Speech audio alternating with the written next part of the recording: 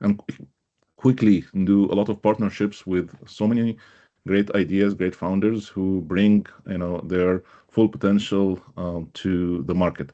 And meanwhile, as a founder, I know that it's a bit lonely. Sometimes we feel as founders as lonely. We're trying to build everything ourselves, and sometimes we need partnerships. We need to grow and maybe help each other, support each other, in order for us to grow faster in this crazy world that we all live in. So this was the main idea of the meetup. I do this meetup every 2 weeks, Monday, noon Eastern. Today is just an exception because of Ramadan and others folks from Egypt too. So we're trying to build this community to help each other. There is no selling in this call. I really appreciate if you guys focus on helping each other more. Don't try to sell. Just focus on building connections, building networks, and try to support each other. Definitely, connect together offline. I encourage you guys to connect together offline and make one-on-one together if this call didn't give you the chance to meet other folks. And this is again the beauty of this community. So just a quick ground rules. We'll try to keep everybody's engagement less than 2 minutes so that we can help everybody stay engaged. I will try to do maybe a breakout room as well after we take some wisdom from the panel today. I'll introduce the panel in a short second.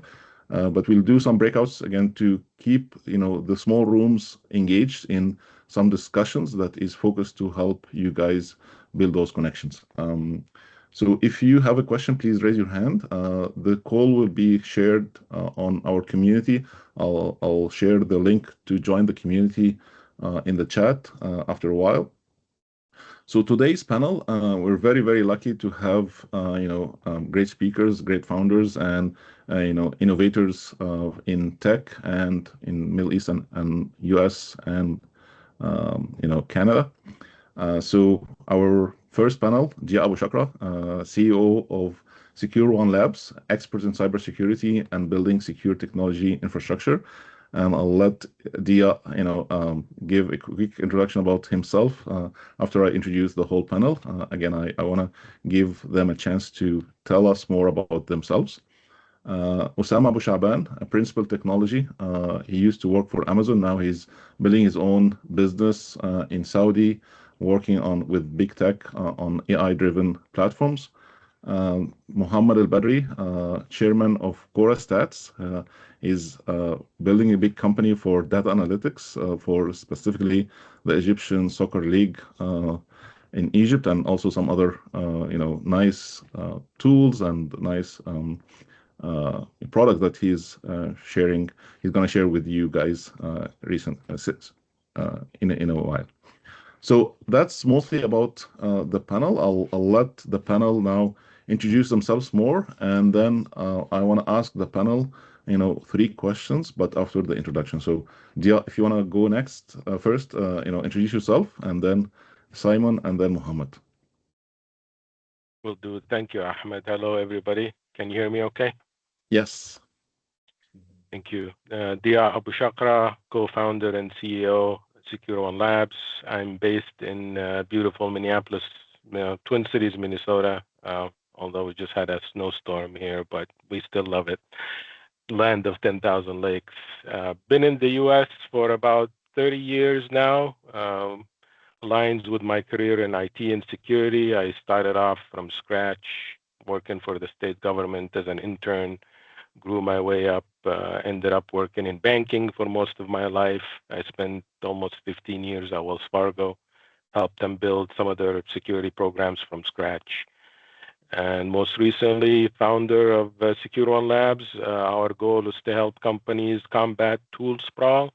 On average, companies have 84 products from 29 vendors they have to deal with. So our company exists to help them deal with that challenge. Thank you. Thank you, Dia. Simon, Osama? Sure. Am I audible as well? Just audio test. Yes. Perfect. Thanks, Ahmed, for the invitation. Thanks, everyone, for joining today. It will be, I hope, maybe some beneficial both ways. We learn from each other. So my name is Simon Abu Shaban. I'm born, raised in UAE. I moved to Canada like 17 years ago. Just a year and a half ago, I relocated with Amazon, or 2 years ago, with Amazon Middle East. And then I decided to get out of that and just reignite my entrepreneurship journey. So I had a startup. I started it last year. We closed 2025 with $4 million revenue, which is, I think, good for a first year. This year, we decided as well to build our own product. I came from fintech experience. So for those who doesn't know what is fintech, anything like for payment gateways, recurrings, and so. This is, I think, maybe the objective of today. If you want to cover it up, I'm happy to. We are building a product for subscription and recurring management and platform for merchants and customers. We are seeded. We got a seed round of $400,000 2 weeks ago. That just for that product as well. We're gonna launch hopefully by August, and it's gonna serve for now the Saudi market, and then we're gonna expand through MENA. A little bit about me. I came, as I said, from the fintech. Before I worked for Amazon for 4 years. Before that, I worked with Shopify for 5 years. Before Shopify as well, I had my own company that was a little bit maybe relative to you, Mohammed Elbadry, in the sport tech, but got kind of like acqui-hired. I like to call it maybe acquired, but acqui-hired by Shopify. Yeah, and that's me. I hope looking forward to talk to all of you today. Awesome. Thanks, Osama. Muhammad, please go ahead. Thank you, Ahmed, so much for the invitation. I think the idea Your of the your audio community is a little is bit far, Muhammad. If you can higher your voice, maybe. okay. My name is Mohammed Al Badri. First of all, I want to thank you, Ahmed, for the invitation. And I think the idea of the community is amazing. I'm a member of other communities in the US, like Profluence in the sports industry. I am originally an aerospace engineer. I studied aerospace during my university years. Then after graduation, I started my first company. Actually, my first company wasn't during my study, my college. I was the agent of Texas Instruments in Egypt. Later, I started a company that works in software engineering, and in 2009, we came up with an idea of Stats of gathering data and trying to having unified metrics to be able to scout players in a more professional way. Back then, we thought we're doing something unique. Maybe the ecosystem wasn't yet founded in the MENA region. I remember the initials was in 2011, 2012, but we were a bit unlucky because once we started the sports, the football industry collapsed due to the revolution number one, revolution number two, and a couple of incidents related to Egyptian football. Currently, States is doing great. I think we're 250 plus employees. We're covering more than 40,000 games a year, and most of the clubs in Africa that play Champions League or Confederation Cups are among our client list. I'm someone with a good background, technical, building products, operations. Me and Mustafa, the founders of States, we're proud that since day one, we were focused on revenues and profits more than funding. We've been bootstrapping all our life, and this is something I'm proud of. So things have been, you're not on steroids. You just build things slowly, but you make sure at the end you have a good operation, a good company at the end of the day. So anyone who would be interested in any of these backgrounds of mine, I'll be happy to connect and help whatever you need. Awesome. Thank you so much, Muhammad, and thanks, Simon, Dia, for the intros.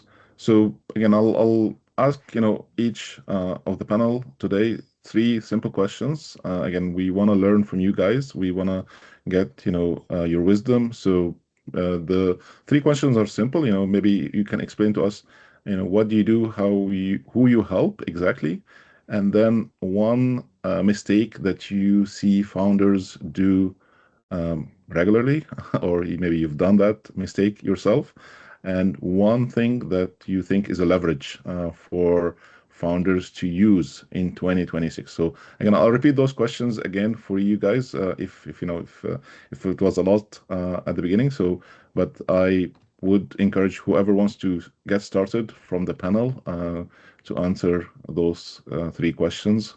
And again, try to keep this within 5 minutes so that we can give a chance to other folks to ask you questions on that as well.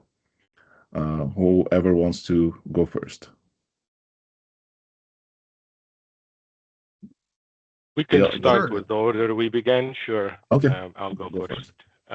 What do you do? So our company provides software as a service, and I'll answer the second question, for regulated entities. So if you are a banking, fintech, healthcare, government, any type of entity that's subject to laws, regulations, even industry standards like PCI, you have to have certain controls in place in your organizations to be able to become compliant and maintain compliance and demonstrate that compliance.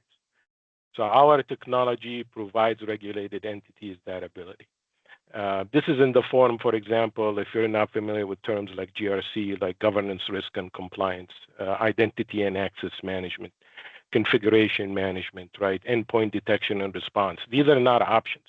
These are things companies have to have. Now, the degree in which how much they have of it and how extensive it is will vary by their size and industry. But nevertheless, if you have a digital presence online, you need cybersecurity.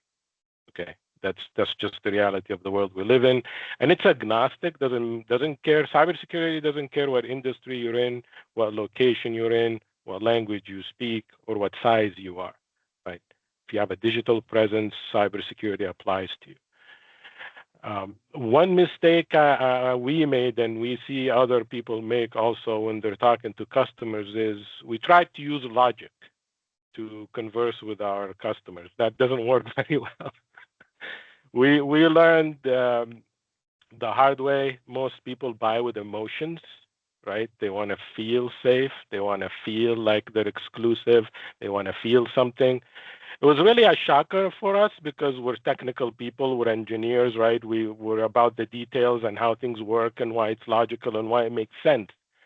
But that's not necessarily the mindset of your clientele or end user or potential customer that you're talking to, right?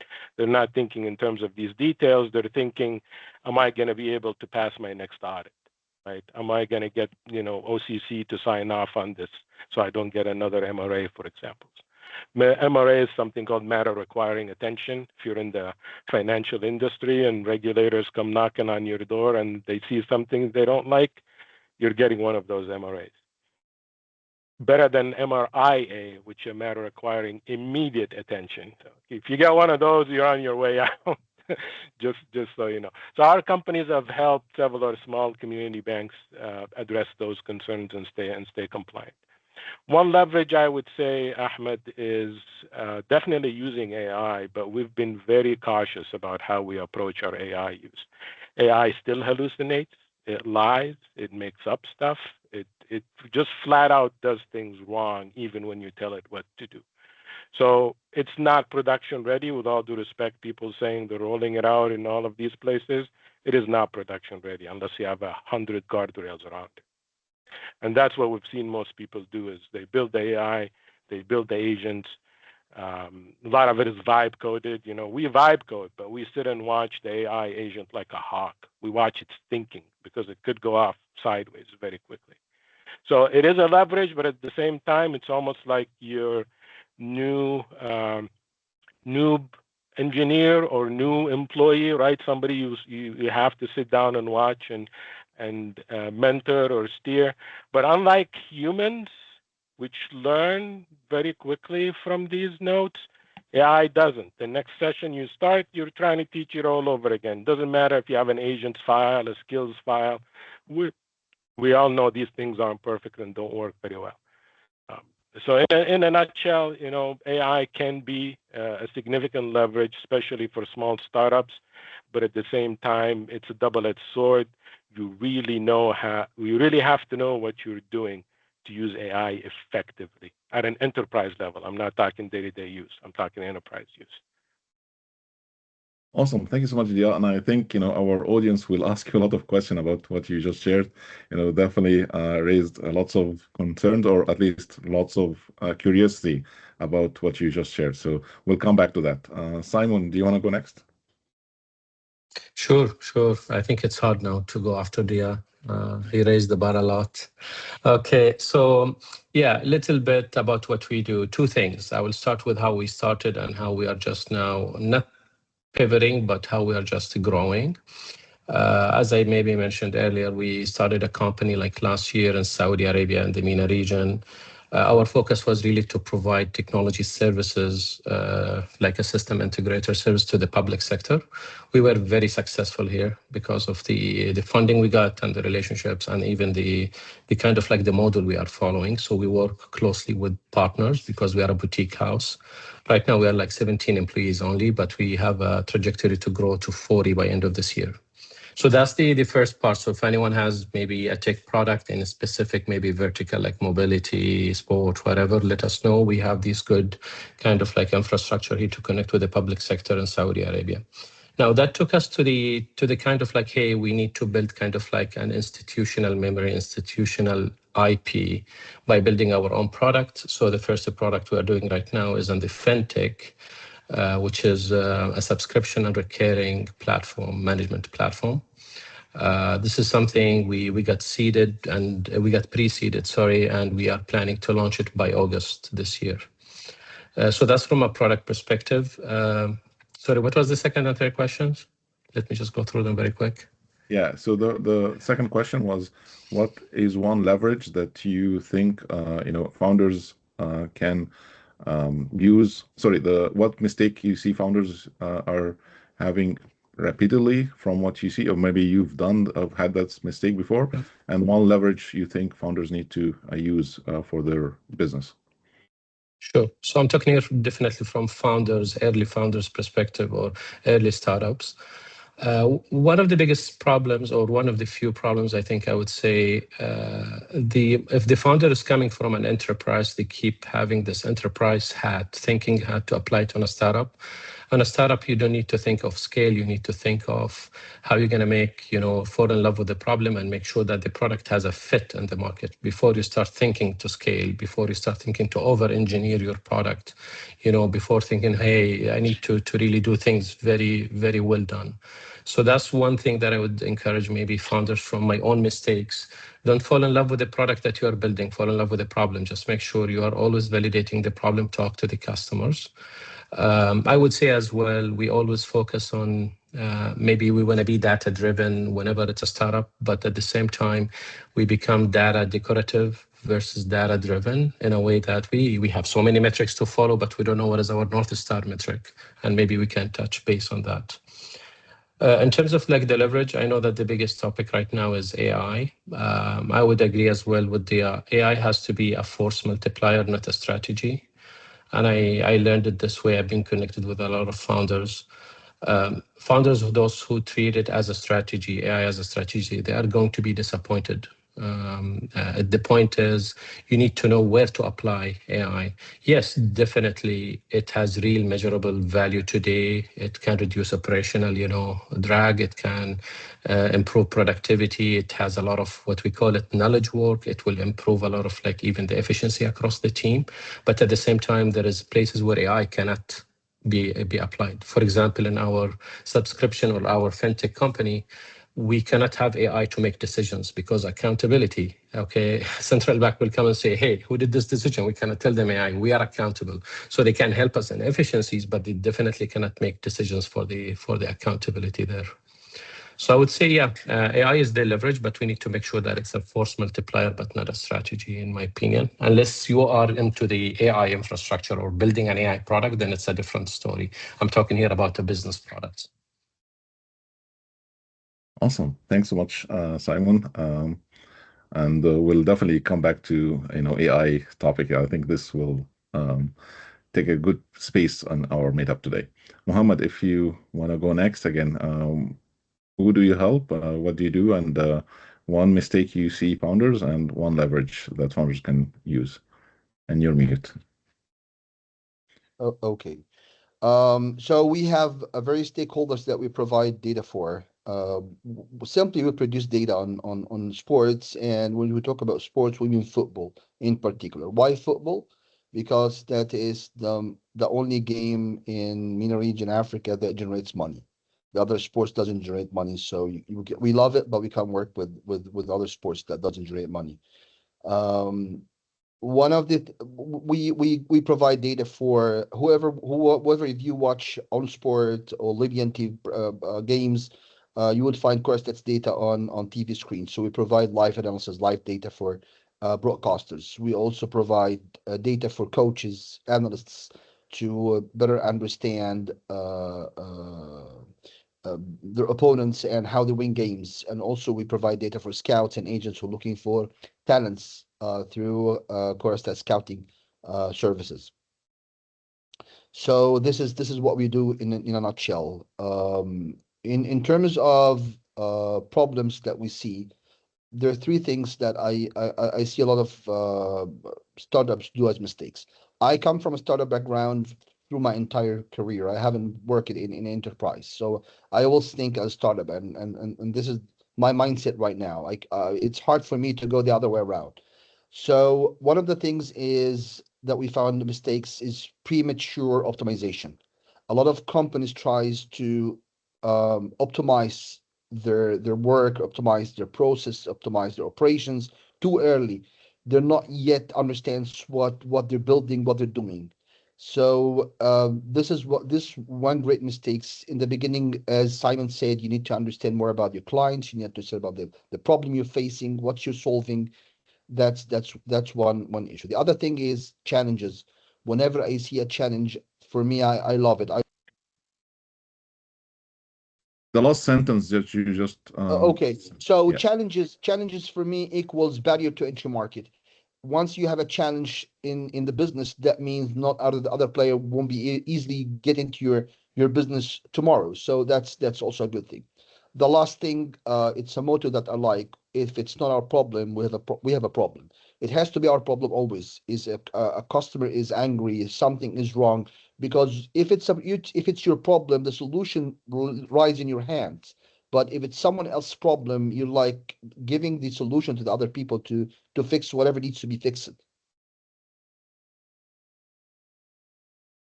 Whenever you cheat challenges is a good thing because it means you can solidify your product, make it better. A lot of customers will you will creating a barrier to entry market, so it's a leverage that you can use when you find challenges, and you have to always think about mistakes and problems as it's your problems because that will help you to figure out the solution to it. amazing. Awesome. Okay, so I guess again, that good start would help our, audience today to ask you questions. Again, I want to make this as engaging as possible. I want to have this as a discussion more than anything, and then I'll open up for, breakout rooms so that we get into smaller discussions as well. So I'll let the audience, ask you guys questions about what you just shared and raise your hand if the audience can just again introduce themselves first and then ask the question.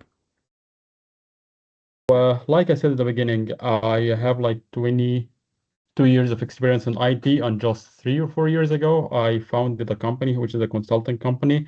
And I like what Simon said about raising, I'm not gonna say raising funds, but finding and doing business just with relationship. This is something I didn't know 20 years ago. I wish I have known that 20 years ago, but I just known that 3 years ago, and it helped me a lot. All my business going through the relationship.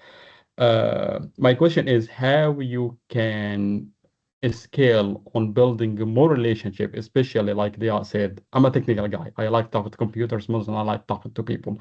What is the best way you think is that we build a meaningful, let me go on camera, build a meaningful relationship with others that you know that they are interested in your service? Good question. Okay, so who wanna go first about this? Do you wanna chime in here? So if I understand correctly, Mohammed, your question is around building relationships within an ecosystem that's basically going to help Yeah, you and your business grow and thrive, right? yeah, exactly. Uh, And uh, I how repeat it. This is something I've been told 20 years ago, and I totally ignored it because I like talking to computers more than I like talking to people. But in the past 3 years, when I started building relationship, I was all my business is just through relationships. But still, I like talking to computers more. So, what is the best way to build the meaningful relationship that I know these people need my service?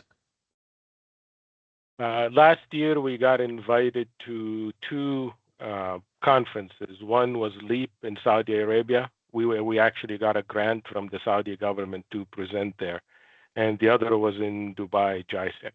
Both of those, Mohammed, the main feedback we got from people is you're not going to be able to do business here unless you build relationships. So same to you. That came to me as a little bit of a shock. I'm like, what do you mean? I have a great product. People need it. They're like, nope, that doesn't matter. If they don't know Muhammad, they don't know Muhammad's family, his background, how he carries himself, his ethics, his background, you're not going to be able to do business. I'll speak from being in the United States here and specifically around IT and cybersecurity. What's happening is to create and cultivate those relationships is you basically get involved with like events, sessions, things like that, where you are tapped, for example, as a keynote speaker or as a panelist or something like that. Within that context, you are perceived or given the opportunity to be the so-called expert, talk about that, connect with others in your industry. So those would be people, executives, directors, things like that, but within a comfortable setting, Mohammed. So it's people are eating. There's no pressure. They only have to listen to the panelist and the speaker talk, right? And it gives people an opportunity to get to know each other within industry, but also look at there's usually some sort of vendor presence, and that's where the vendor makes their pitch is when people are eating. So to bring it around, it's somewhat of a hybrid between marketing and networking, where they're especially people in IT and security, they're being called upon by these organizations to pull them in a room together, have them listen to some panelists or speakers, and then basically help them promote and create those relationships. That's what I've seen works the most if you're trying to break into these environments. Otherwise, it's meetup groups like this one, Muhammad. Relationships, it depends on what sector you're in. They may or may not be able to help. But generally speaking, conferences don't really yield as much as people think because everybody's busy trying to present their own product and not really enough time networking. This is what we found in Leap and JISEC anyway. We didn't really get to network much. Dia, can I add something to what you said? What you said is fantastic, is amazing actually. And I think conferences and summits are the best place to make relationship. And take my advice, when you go to a summit, don't sell anything. Just try to connect with people on a people level. Because I will tell you something personally. Our company is based in Cairo, Egypt, and I didn't have any single connection in Africa. I attended two summits, one in Ghana, one in Kenya.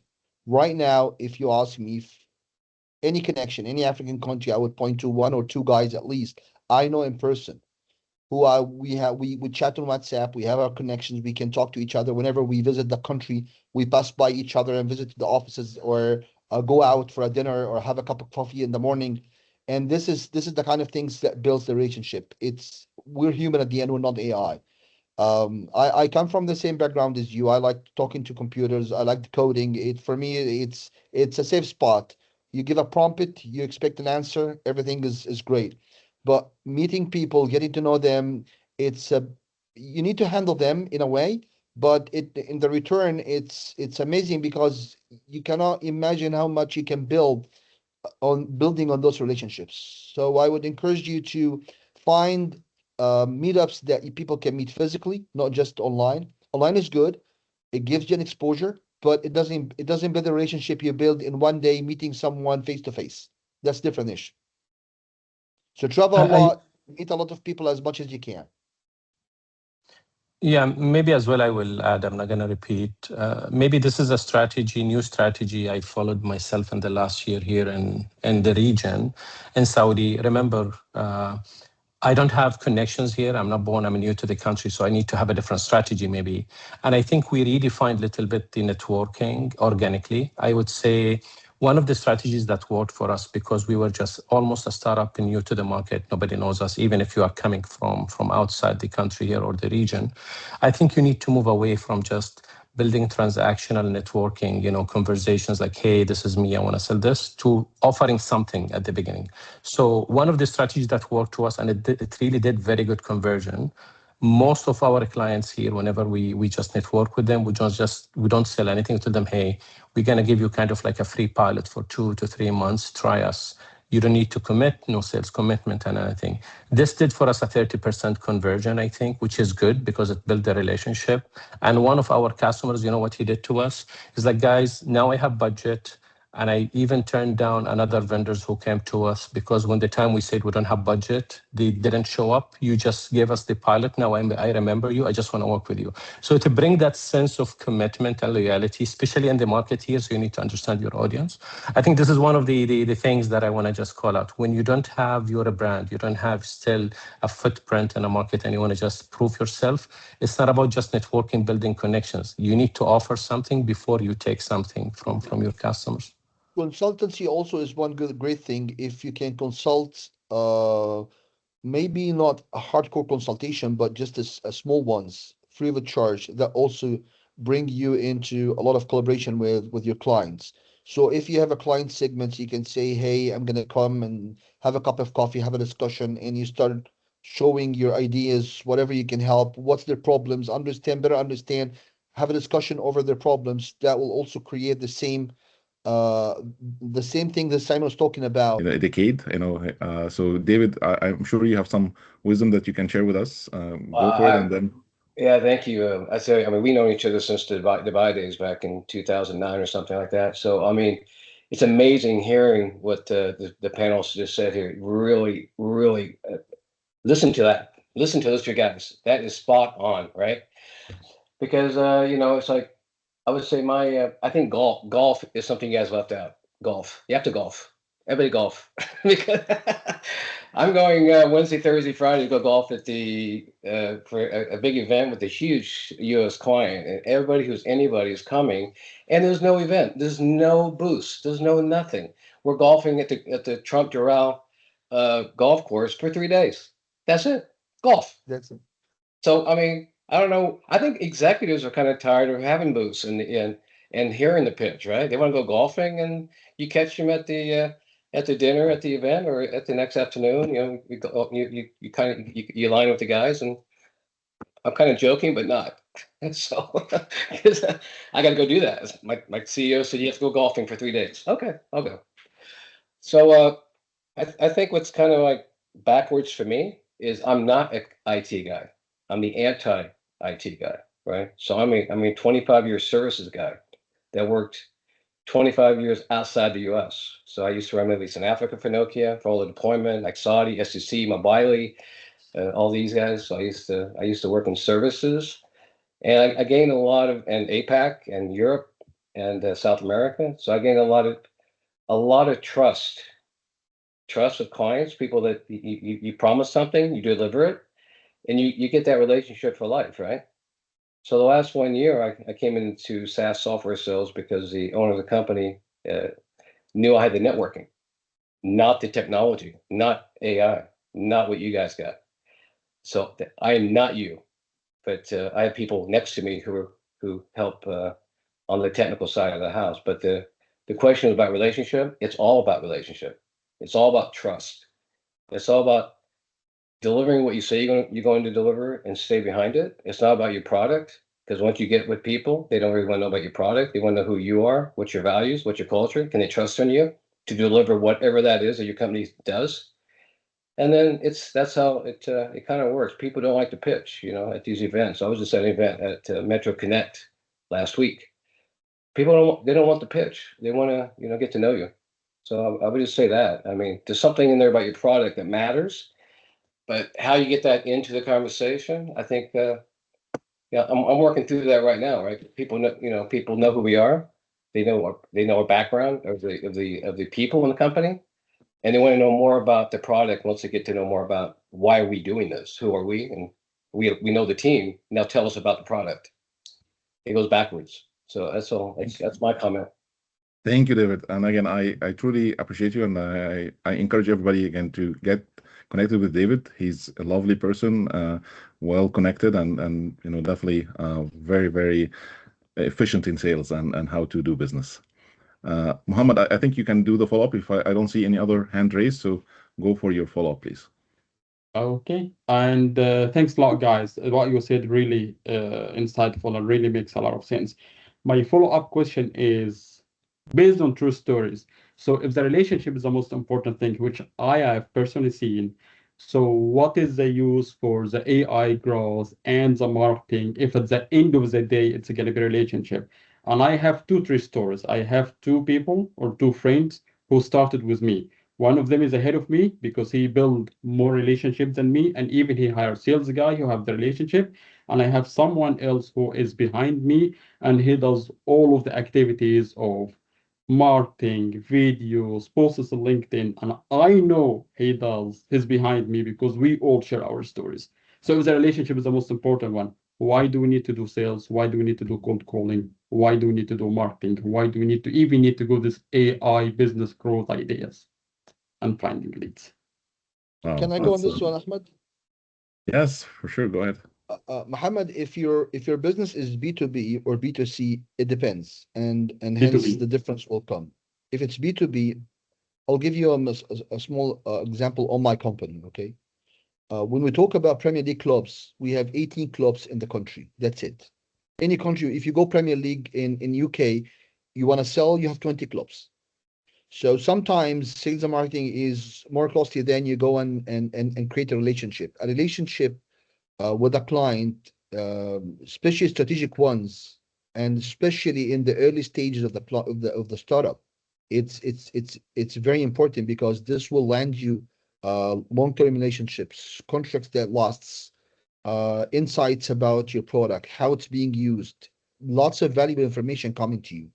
Once the company is cruising, everything is smooth, operation is there, sales is coming, you have the pipeline designed already and flowing in, your funnel is being filled in super easily. Now everything goes to marketing and sales in that case. But still, you need some strategics when it comes to understanding or developing your product. You need some of your clients that you have good relationship, so you can get testimonials, go and sit and ask about internal things of the operations so that you can develop your product better. These kind of things you will not be able just to get it with your sales and your marketing. And how you think your salespeople work? They work the same way. They need to build the relationship. That's how they do the sales. So marketing gets you the people, the sales gets you in their house, and what you build makes it for future so that you can renew your subscription with them and you have them as a continuous clients, and they don't go and find other vendor easily from you. Fair enough. Awesome. Any other follow ups from the panel? Dia, Simon, anything you want to add? Your story's kind of cool, but your profile is horrible. I said, well, I go, I didn't really care about LinkedIn for 20 some years, right? I was always too busy really working in services industry. I wasn't in sales. I was just doing things, right? He's like, well, Manal, last 1 year you're in sales. Can I help you build your persona on LinkedIn? I go, why would you want to do that? She's like, hey, it's fun. Just want to help you out. I like you. I go, okay. So I guess that's important, right? She's like, forget about your company, David. Don't worry about your company. Just people will follow your company once they get to know more about what makes you tick. So I'm going to go down that path and see where that goes. I mean, nothing else to do. Awesome. Thank you, David. Do you Sam, guys work on your profile on LinkedIn or wherever social media is? Do you guys focus on yourselves and not your company? I'm curious. I'm not. To be honest, I am personally behind, but maybe purposely when I was maybe in a corporate. With regards to AI and the evolution of how fast companies are embracing AI. From all three of your organizations, do you feel in the next, looking at your personal roadmaps internally, that from a human capital perspective, like you've seen news releases recently with some of the fintech companies that are claiming the next generation of human capital will be replaced by AI. We will use AI to benefit our organizations for growth. We'll look at better margins, percentages. Do you feel in the next 3, 6, 12 months, this is drastically going to impact the economy? Tough question. Go for it, yeah. I'll take a stab at that. Here's the reality about AI, okay? There's nothing there. It's not sentient. It's no more than a glorified autocomplete at this point that has massive amounts of knowledge, okay? It still needs the direction and innovation for it to be effective. Unfortunately, corporate America has shot itself in the foot in terms of innovation. I'll tell you why. Because we are so much pro, if it works, don't touch it, right? What does that mean? It means anybody who's working in the company that has an idea to improve it got shut down because it works. Don't touch it, right? So over the years, people's desire to even innovate or change anything has diminished. You give them a tool, it's not going to change. You need to change the underlying organizational structure that enables them to be innovative and take advantage of this. Even if you talk about something as simple as coding, right? Software development. What is vibe coding? You basically prompt an AI to write code for you, right? That's not how traditional software development works. There's a methodology that they have to follow. There's requirements. There's, sprints they have to go through, all of that. You can't just say when AI tells you, oh, great, why don't we add this feature? You can't say yes because you have to follow your organizational processes and procedures, right? So even though AI is there, it can do things, an organizational structure might impede that or prohibit it. Okay, that's one thing. AI is definitely still not used, and this is by reports from some of the major research companies. It's still not used in production in big companies. Everybody's embracing it. They're still trying to figure out what they're going to do. Most companies are. I'm not talking about simple use cases. I'm talking about truly being able to replace half your staff. And by the way, there are jobs opening up now to hire people to come and fix the stuff that AI did. So again, we're seeing somewhat of a mixed environment here where AI is enabling people who have subject domain expertise to take advantage of AI and steer it and corral it to actually build something useful. But those who are just jumping on the AI bandwagon, they're nowhere different than what they were before AI. That's my take on it. Maybe I have not a different opinion, but some kind of like an opinion there, Dia, and maybe others. I think AI is not going to eliminate the human capital, but definitely it's going to create or it will have an economical impact, and it is going to be real and uneven. I'm here talking about, for example, the junior roles that were entry points to industries like paralegal, junior analysts, content writers, those. I think those pipelines are shrinking, and that's a workforce development problem that nobody has solved yet. It's a problem, I would say. And I think even I read an article on the analysis in the Financial Times when they were just doing the analysis. So this is something on the junior roles. However, I think AI won't eliminate the human capital, yes, but it will reprice it in a way that the skills that were valuable because they were scarce or time consuming, they are getting commoditized fast. Like, for example, writing, basic analysis, research, first draft, anything, whatever. That layer is compressing, and the repricing will happen upward, like, on the judgment, the taste, the relationships, the ability to ask the right question at the first place. So that's why, for example, we keep talking about prompting. So I think SMEs are still there. And SMEs, they will be augmented and complemented with more of prompting and more AI tooling there. But yes, AI is coming, and it is doing some impact on the economy. And I think this is what we're going to see happening. And I don't think I have the magic stick to tell you what is the solution, but yes, it's have an impact on the economy, and it's uneven at the same time. Thanks, Simon. Thanks, Dia. Muhammad. Can I add one more thing Yeah. on that topic? I think right now, if the entry-level jobs is going to be eliminated by AI, that means those who comes or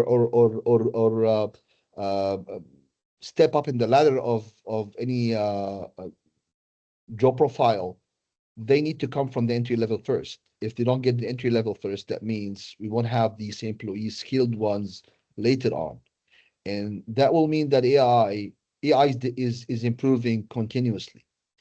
What we see in ChatGPT 5.3, 5.4 versus what we've seen just a few months ago, in terms of hallucination, in terms of especially when we talk about coding, for example, the results is amazing. Is great. I'm building a new company right now called 40 Bytes, fully based on AI, to take the data coming from Corastats and enhanced create a prompt, and that prompt turns into a 3-4 minutes of podcast about the games in details, and I don't have to enhance my development. What I need is just to wait for the next release of the AI versions that enhanced my product already.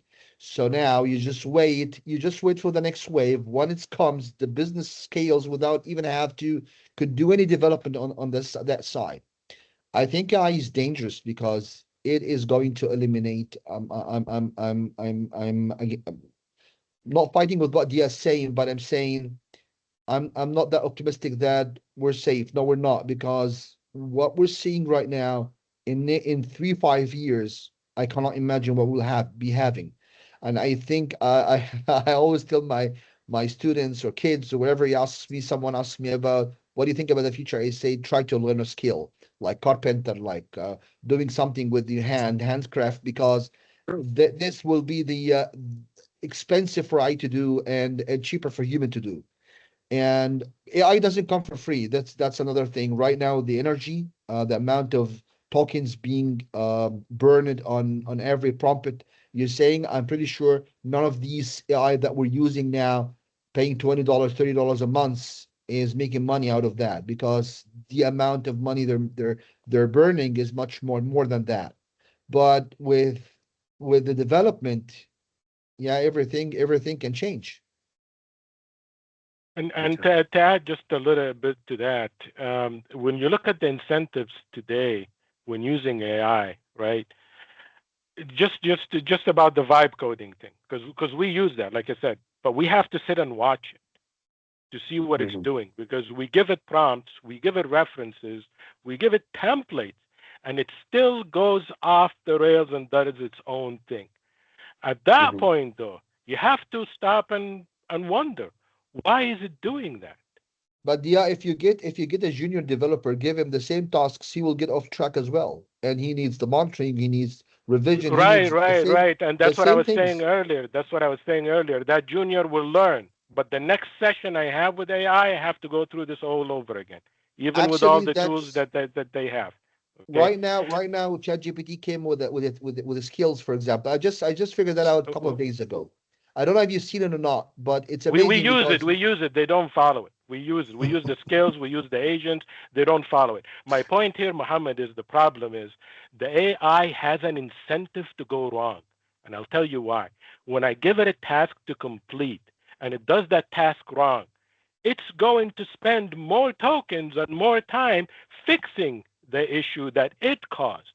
It has an inherent conflict of interest in where it's trying to produce the most efficient, fastest response, but at the same time, I'm paying for that. Like I have a Gemini Ultra subscription. I prompt it to generate a video for me. It generates garbage. I paid for that, whether I like it or not, whether it was wrong or not. This is an area I think AI will continue to mature in. Like I said, we use vibe coding 24/7. It works many of the times. A lot of times it doesn't work, and we have to re-steer it and redo things. So I'm living this 24/7. and I'm a big proponent of AI. I'm just saying you need to have a lot of guardrails around it right now. It's not there yet. Will it be? Sure, but it's not there yet now. I want to Agree. bring Dr. Barnabas to the discussion, if you don't mind, again, because he's also working on the AI governance piece. Dr. Barnabas, do you want to chime in and share your point? Sure. I love the discussion, by the way. Apologies for my tardiness. I was with a client. But I love the discussion, by the way. And it kind of takes me back to when electricity was invented, right? People wouldn't put electricity in their house because they thought it was witchcraft. People thought electricity was going to, change the world and do all these things. And it has changed the world in a way that I think we would say is more positive now than it was when it first came out. So every iteration that we go through of something that's new, there's always this fear factor around, oh my God, it's gonna eliminate this, it's gonna do this, it's gonna do all these horrible things. But I will settle myself into thinking I trust humankind more so than any machine. And I think we'll figure that out as we go forward and how that works and what we need to do. And you can tell from the discussion here, there's two real schools of thought as it relates to what AI is doing right now and what it's going to do. One school of thought is AI is not prime time. It's not ready. It's not ready to handle the loads. And a lot of the stuff that you're seeing is marketing hype. The other is a lot of the companies that go to it for the cost savings aspect, right? They say, hey, we want to go do these things and save this money, save these headcounts and do those and save and reinvest, potentially reinvest that money into other things. But what you see play out, or what I see play out, is the companies that I've had 3 clients so far that were customer service organizations that laid off half of their workforce to go to AI model to do those bots and do that type of support. They've had to turn around and hire all of those people back. And what you lose, I call it the tax, right? What you lose when that happens is it's not the bodies of the people.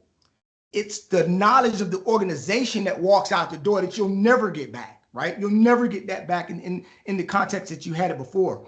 So what I try to have conversations with the customers to say, make sure that you're doing it for the right reasons. Going into AI as a cost savings method or mechanism is not the right reason to do AI.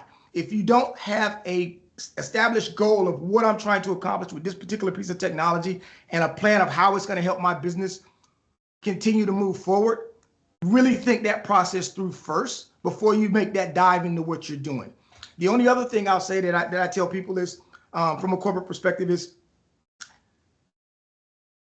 if we go down this road the way that everybody's projecting us to go down this road and everybody's laid off, who's buying your product?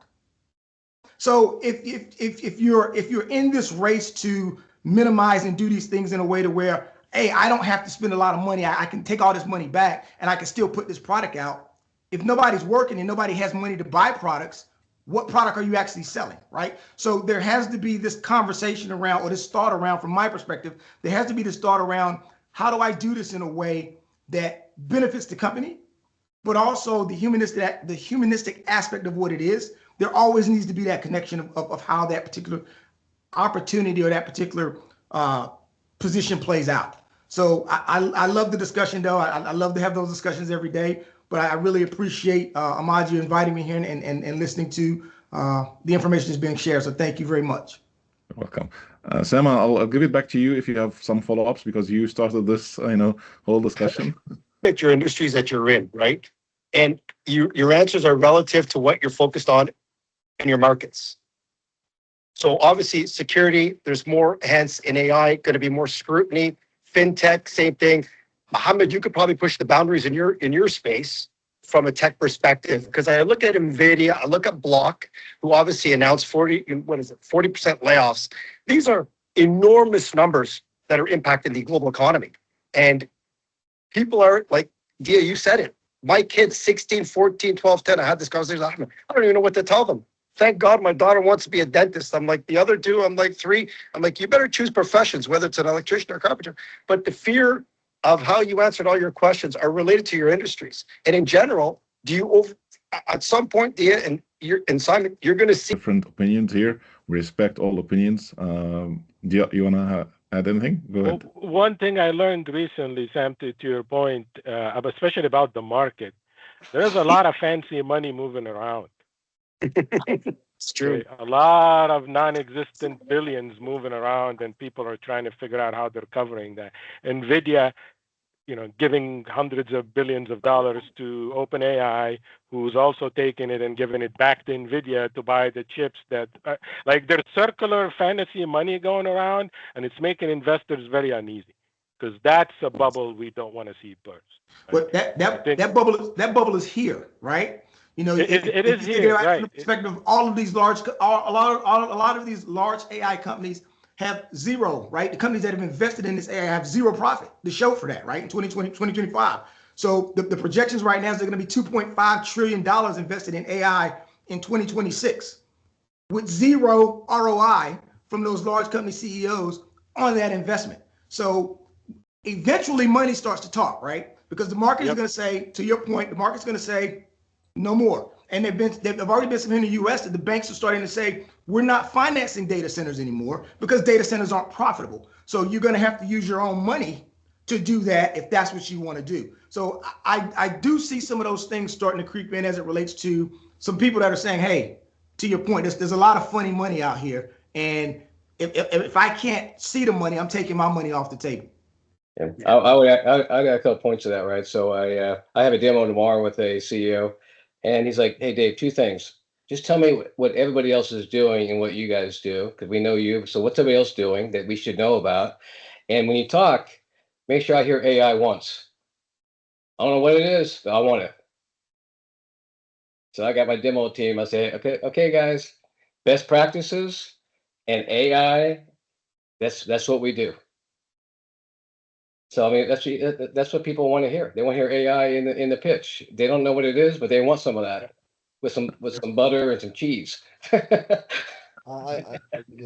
get that a lot. Everybody wants to hear AI in the context. Yeah. So what is AI? Even in a startup pitch, even in a startup pitch, they want to hear, hey, what are you going to use AI? I was like, guys, why do we need to use AI now? We're just a startup. Something about what we do. We 100% depend on a human in data collection of games, but nobody wants to hear that. So we say, okay, how much percentage do you have AI in your tools? So this question doesn't mean anything to them, but I don't know why they keep asking that kind of questions. Well, I'll give you another example. I'm heading over to Indonesia and Thailand for like a month. So I used to live over there for years, and so they tell me the same kind of thing. They said, "Hey, we want to hear what is the West doing, and you tell us, Dave, when you come back.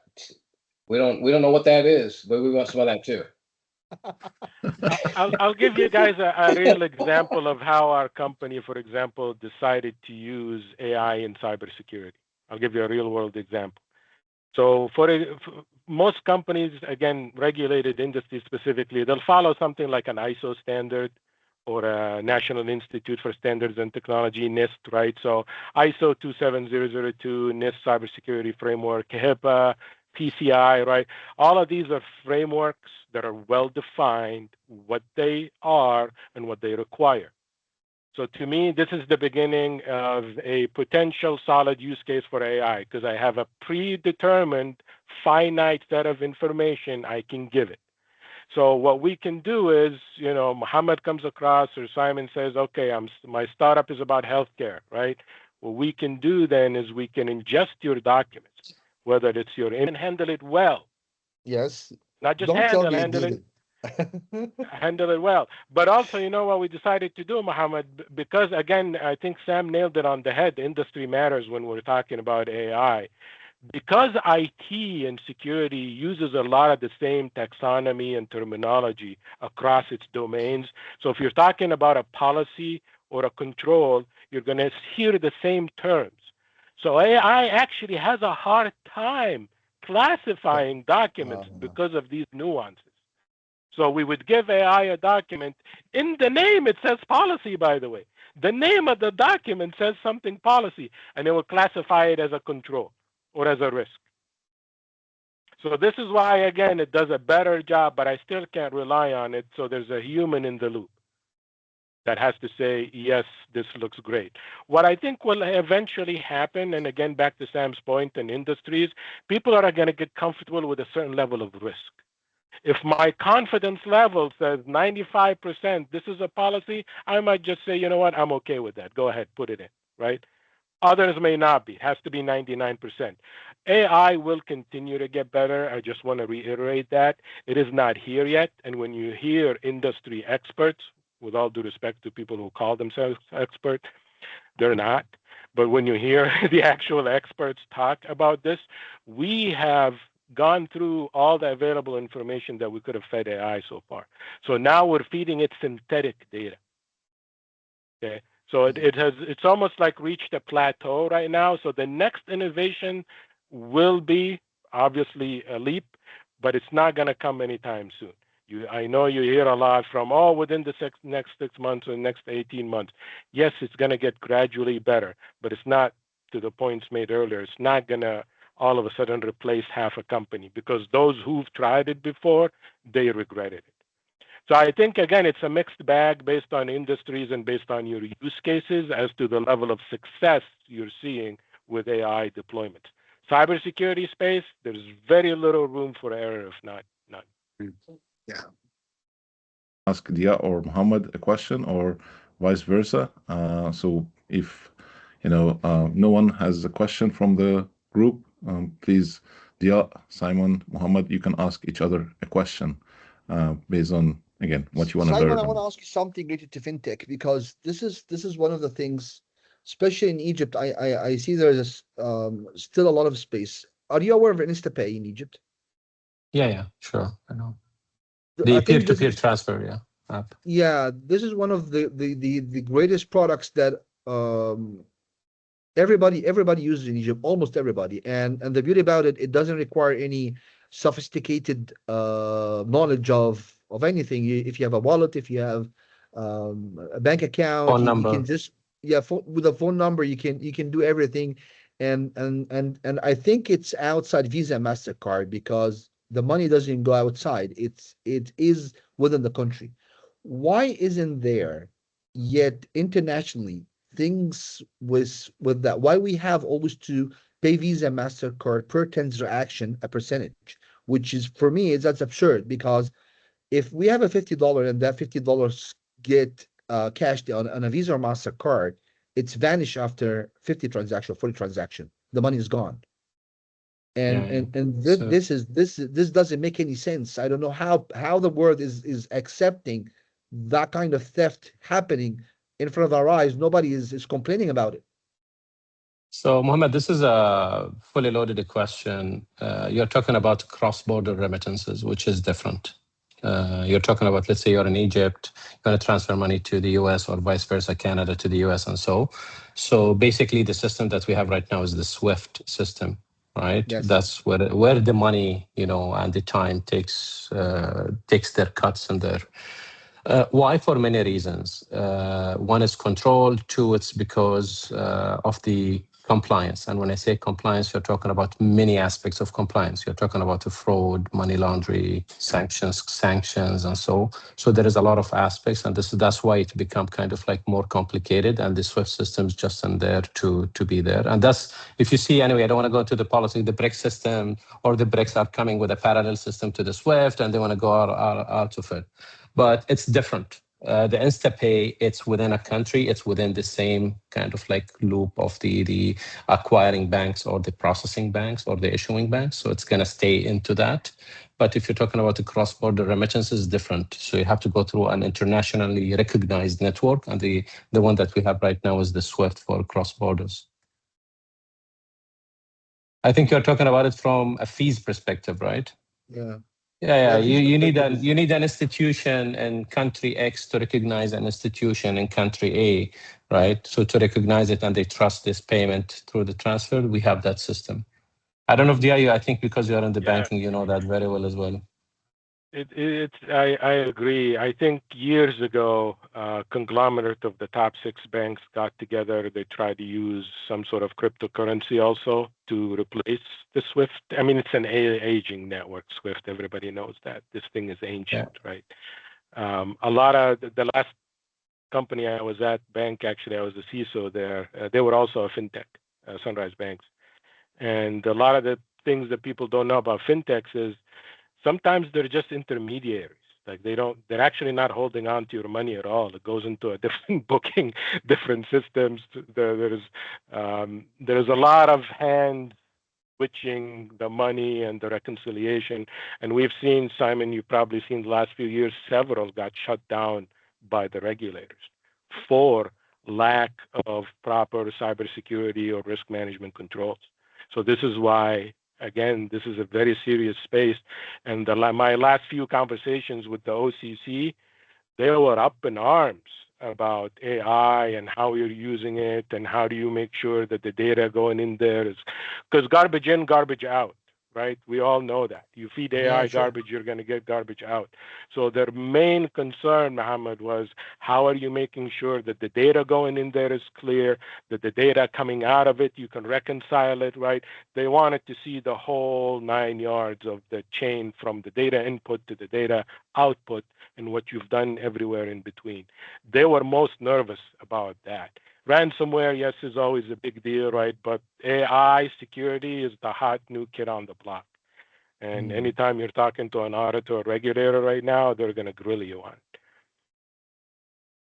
Amazing. So it's maybe your turn now, Dia, to ask a question to one of the other founders. Well, so the one of the challenges we face with what we call a multifunctional SaaS products, right? So our technology can help those who need governance or those who need access management, for example, or just an inventory. The problem, again, so just to frame the situation here, most companies that exist today, remember, their IT and security grew up as events happened, right? First, you needed a web server, then you needed a database server, then you needed a collaboration server, right? And then you started bolting on as the threat landscape grew, as requirements grew. You just kept on adding products. You didn't intend it that way, but you end up with this Frankenstein that's glued together, and you have to pay and maintain to keep it to talk to each other. That's what we call perpetual technical debt, right? You have, again, on average, companies have 84 security products from 29 vendors. That's a nightmare. That's not security. Nobody should be running security like this. But this is how the industry evolved. This is how something new comes up. What we call point products. You have this one product that does that one thing great. I give it to you. Fantastic. Does that one thing great. But now me as a CISO, I got 50 of you I got to deal with, right? Because each of you does this one little thing great. Right? This is what we call tool sprawl. That's not sustainable. It is not sustainable. And this is what the industry is recognizing now. The biggest challenge, though, Ahmed, is when you're trying to sell a product that could appeal to multiple, because the first question is, who's your audience? Who's your buyer, right? Well, I can tell you, could be the CIO, could be the CISO, could be the CRO, could be the auditor. That puts a challenge on these hyper-functional SaaS products, because now in order for you to get in an enterprise product like this, you almost have to corral all of these people in a room or figure out a way to influence that so they can make that decision jointly or bubble it up a level where it goes to the top. So one of the biggest challenges we're seeing in a product like ours is, how are you going to get the decision actually to be made in order for a product like this to be adopted? It's easy when you're talking to a point product. There's one person. If you're selling HR software, no brainer. You're talking to the HR department. But when you're selling software that can help IT and security and audit and risk, it's a different challenge. So the question, I guess, is open for everybody here. Have you been, what kind of advice would you have, or maybe strategy for handling a situation like this in terms of being able to get to the right people and maybe help sell the idea internally that this is something? Let me ask you a question first. Can you dissect your product into selling to one department at a time, or you have to sell it to the? If you can't do that, then the answer is easy. You select one and you upsell later on. You don't start with all of them. And we learned that lesson. Great point. We learned that lesson. Trying to sell the whole thing at the same time doesn't work. I have another company that called ABM. We sell ERP solution that we developed in like 11 years ago. And we had the exact same situation. You talk to finance people, you talk to the HR people, legal people, the sales people for the CRM. So we learned that, okay, let's do one product, do it very well, focus on it. We start with HR, we sell to the HR, and then we go and upsell. And we have two different sales team, one for the new acquisition, one for the upselling, so that we don't mix those together, because usually when people focus on one, they drop the other. You need two different kind of people with two different mindsets, so that they can make sure that company grows as you grow with the other products. So you don't compete with the others. If the other they could have a nice SAP for finance, so they're happy with SAP, they want to replace it. Okay, Right. we do the HR, we can integrate with SAP. But if the XP is expensive, okay, we have a better solution, cheaper solution that we can provide you with, and that's how we tackle that problem. That makes sense. We've recently started shifting our strategy to just focus on the module at stake, right? If you have a GRC problem, we're confining even the discovery and the conversations around that, because it could quickly go off rails when you start getting into all these different aspects. Oh no, I think Dia, your way, you scared me to death. I think sell by scaring, that worked. You scared me to death about compliance and this and that. And whatever you said, I was terrified with all that. Man. I gotta have This all is the best way to sell something. I gotta have all that stuff. David, I agree with you, because he's in the cybersecurity space. Just white hack them, send them a report where you cover 80% of the vulnerability, and tell them, hey, I just found that they're not compliant. Talk to me if you want to be compliant. Yeah, good Or point. you report them to the authorities, and they will come to you. Actually, working with the government, the OCC specifically, they are human beings. They're reasonable people. If you show them that you know what your problems are and you have a plan to fix it and you're working on it, they will give you time. They will give you a chance. They will give you an extension. But if they come in and you can't answer their question, you're going on their shit list. Excuse my French. And you're not going to get out of this anytime Maybe, I soon. can see slide one is like their face behind prison cells, man. There you go. That's slide one. Well, but this is why we focus on regulated entities, David, because they have no choice. They have to do this stuff, right? So when an auditor comes in and says, show me your inventory, you know what most companies do? They give them a spreadsheet. This is how most companies track their hardware and software inventory, in a spreadsheet. Well, that scales very well. We know that, right?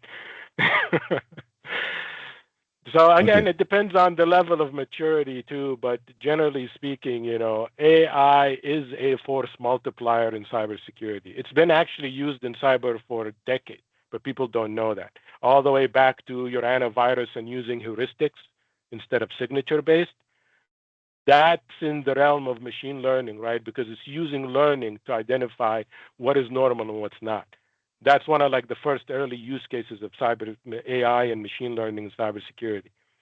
Then you get into the user behavior analytics, right? How do I know it's David?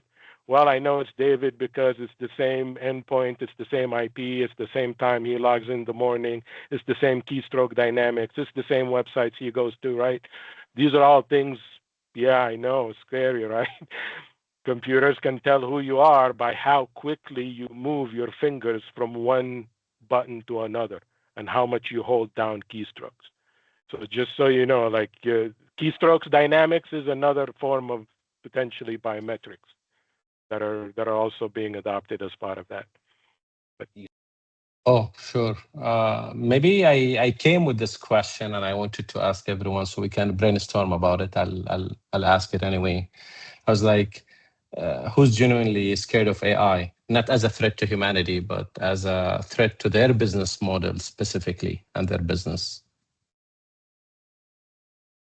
So you mean I think Dia or Muhammad maybe?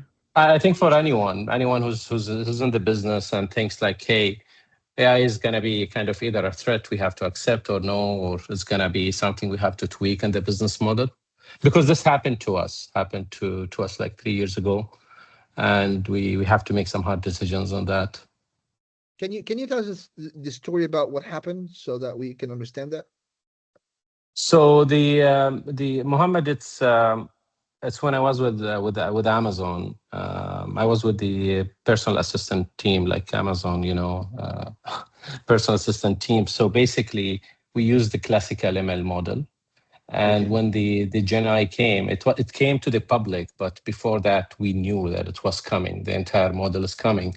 So the adoption was really slow, and there was some resistance to go fast for it. And if you guys know that, for example, today, as actually Amazon, they decided when it comes to the AI, they're going to go to the infrastructure side. They're not going to go to the models themselves. So basically, there was a very slow adoption and resistance there to it for many reasons. Business, right? You have business, how you're going to tweak, the impact on all the devices and hardware, compliance and stuff, and we didn't know what we didn't know. So it was a threat, and we have seen it, but we didn't expect it to go as fast as of that. So yeah, so that was the use case even within Amazon. But then when the flip happened, then the adoption was much higher, much faster. So I guess you're afraid that it could happen to the others in their companies? It's the business model, Mohammed. It's a general question. I'll give you an example. In fintech, maybe specifically because I diverted in fintech recently. Onboarding, merchant activation. We were heavy in Amazon Payment Services on manual, kind of a human-centric, human-heavy manual activation, and all of that compliance check, and even onboarding KYBs and so. But eventually, we could have automated 70, 80% from an efficiency perspective. We cannot just do it from a compliance because, again, I will keep saying AI can help with efficiency, but cannot take ownership of the decision. The decision has to be human because at the end of the day, you're in a compliance business. The bank or the central, like in Saudi, Because SAMA, the so they will accountability and even more than that, it's how accurate you are. There is a lot of deviations when it comes to onboarding. So to us, this is something I think we were in a third-party company, and the third-party company that we hired, they said, hey, listen, we are leveraging now AI. We fired 50% of the agents, but we will still have your account managers with you and an onboarding lead, they will use it, but we have no more agents to work for you. That was one of the cases, I think, that impacted their business model. But again, that goes maybe back to the point that was mentioned by the doctor here, that maybe they have to rehire them because they lost their institutional knowledge, their institutional memory, their institutional IP. Again, that's what I think. AI is not answering all the questions for us today, but I know that it's disruption. It's disrupting, but it's not coming with solutions just out of kind of nowhere.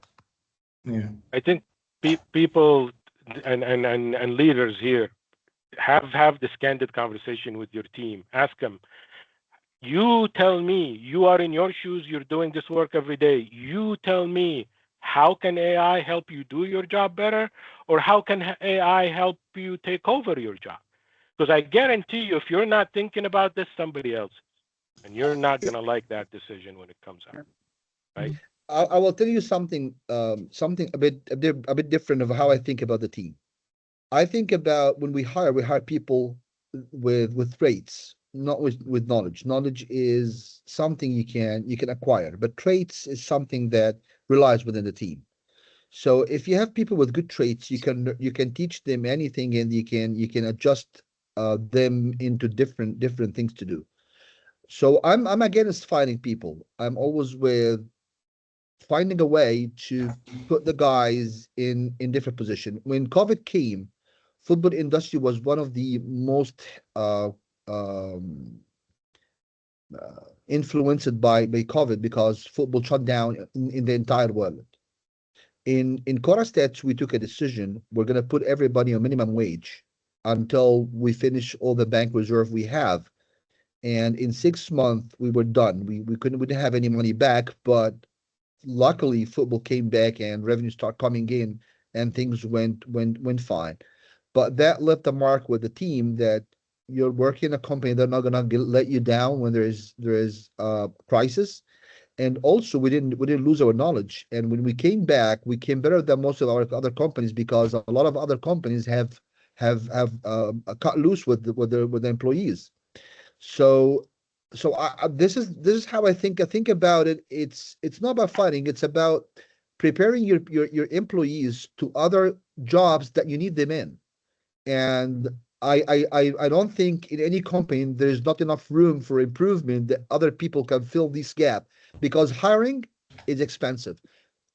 Teaching the guys about the company policies, about the company culture, it takes time. So if you're getting 100 people in a rush, you're losing the culture of the company. But you need to get them piece by piece. So it's easier to give them knowledge to prepare them for the next steps rather than getting rid of them. That sounds so beautiful when you say it that way, and I it definitely resonates with me.